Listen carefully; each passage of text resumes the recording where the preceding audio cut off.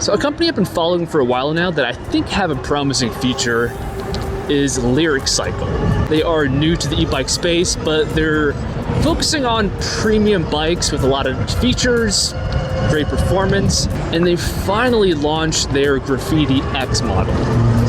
It's expensive, $4,000, but the bike is super unique. We're gonna take a deep dive into it in this video. About a week ago, a few initial like first impression videos hit YouTube. Although from what I can tell, to get your hands on the bike a week ago, you had to be in cahoots with the company, kind of working with them. I was not given such an opportunity, that's why I don't have the bike. But after watching these initial impressions, evaluating the bike, the specs, I want to go ahead and give you guys my honest opinions on this bike. To start, I'll go ahead and leave this video linked below. It is from the official YouTube page, but I think they did a pretty good job of just riding the bike and not manipulating the footage too much. It certainly gave me some good insights into the performance of this bike. But let's start with the design here and the parts they decided to go with. So aesthetically, I think the bike is very attractive. It looks very premium, as it should, given the $4,000 price tag. If you look closely, the front fork they're using here is quality. It's dual crown, inverted. It uses a through axle, it's adjustable. So this is a quality fork. So it's pretty similar to the fork I have here, and let me tell you, there's a night and day difference between this fork and the usual cheap forks you see on a lot of bikes out there. And a good fork alone costs nearly $1,000, just to help put that in perspective and why so many companies cheap out and buy a fork like this instead for a fraction of the cost. I always like to see a large, comfortable seat, and that's exactly what we have here. A very unique feature here is the belt drive connected to the pedals. I think this is a very smart move. It decreases the weight of the bike. It makes zero noise. It doesn't rust. You do lose the option to have gears, but a bike like this, the pedals are residual. You're not gonna be pedaling, so I think the trade-off here is certainly worth it. And the reason why we don't see more belt drives is because they are expensive. This is another premium part they decided to use on this bike, which does drive up the overall price. Some other premium features that this bike has that a lot of others don't are things like the key ignition. I really like this feature. Most bikes, including what I'm on right here, it's just a button, turns on and off. Anybody could turn on your bike, twist the throttle, and do some damage. The bike also comes with a full lighting kit, including blinkers. I really like to have blinkers on a bike. It just gives you a feeling of safety, especially if you're trying to make a left turn. It lets people know behind you what you're doing, and I feel like the odds of getting rear-ended are a little bit less. We also have premium tires here. These are like legit motorcycle tires. They're gonna last a lot longer than what we usually see on bikes. And another cool feature is regen. This bike supports regenerative braking, which is gonna go a long way in saving your brake pads, increasing your stopping power when used in conjunction with physical brakes.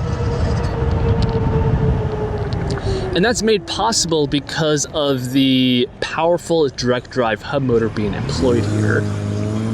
Usually this feature is not possible on hub motor bikes because they use smaller geared hub motors that have a clutch and thus not capable of regenerative braking.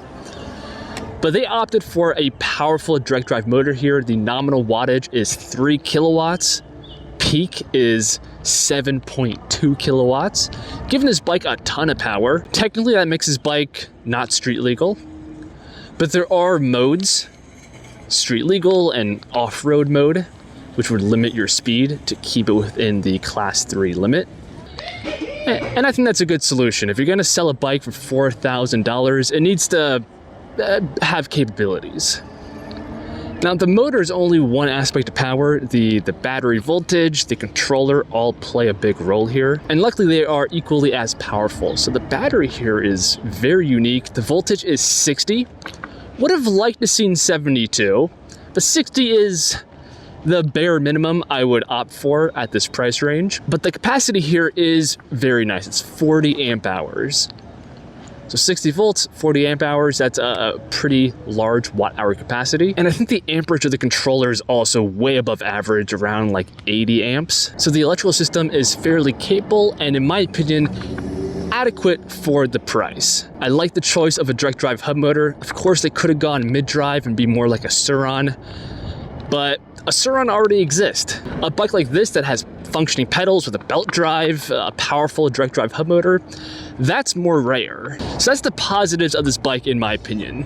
The performance, the aesthetics, the parts they decided to go with, including the inverted front fork with the through axle, the Gates belt drive, the direct drive hub motor that's powerful and gives you regen braking, the premium motorcycle tires straight out of the box, the comprehensive light kit that gives you blinkers and all the stuff that you really should have if you're gonna be riding this on the road. The only downside I could really see so far, which is kind of big, is the rear suspension. The shocks appear to be quality. That's not the issue. The issue is the geometry. We can see that they opt to use the Cafe Racer style of suspension, very similar to the Onyx RCR.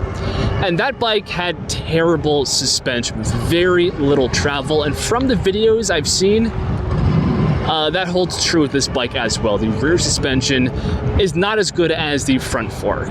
A much better geometry for the rear suspension is something like this. A monoshock that's very close to the rear pivot point. That maximizes the leverage of the shock. Yeah, so unfortunately this Graffiti X at max will have like an inch of travel in the rear, so it's certainly not a long suspension travel bike, which is unfortunate.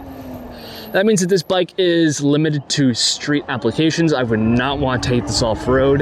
But for somebody that's looking for a commuting bike, you can use it on road. You want it to be street legal and yet still have the option to go faster at your own discretion. You want the bike to look good, have features like blinkers, regen. This bike is, I can see this bike being a very compelling choice. It is expensive, but it brings the parts, the aesthetics to justify that price just barely, in my opinion. The biggest weak point is just the lack of solid long travel suspension in the rear. In my opinion, if this bike was on this frame, it would be an absolute no-brainer in my opinion and essentially the perfect bike. But let us know your thoughts in the comments below. I guess I'll leave a link in the description. Again, I'm not affiliated with this company. I just think they're a promising company that make pretty cool products. And this Graffiti X it's so close to being good. That's it for this one. I hope you guys enjoyed, and I'll see you guys in the next one. Peace.